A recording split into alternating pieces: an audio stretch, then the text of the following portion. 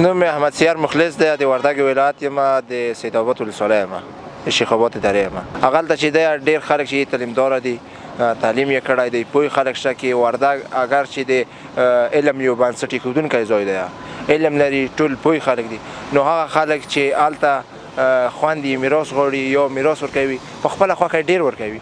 اگر یعنې هره ساحه یو جاهلیت لري، جاهل خلک لري، یعنې د سلو نه که درته ووایم 90% چې ما کوم لیدلي دي په هغو باندې ټنډه نه تروا کوي او مخ ته ځي پې.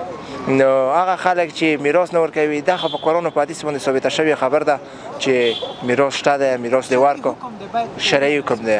نو شرعي حکم په ټولو مسلمانانو باندې فرض دی او مخ ته دې پې لاړ شي. هغه خلک چې نه کوي، نه ورکوي، هغه نو یو جاهلیت دی، یا ټنډه پې تروا کوي، یا وایي چې تا ما نه میراث یوړله، تا د ما آبرو عزت یوړه. نه، دا آبرو عزت نه دی، دا الله پاک د هغو حق کړی دی.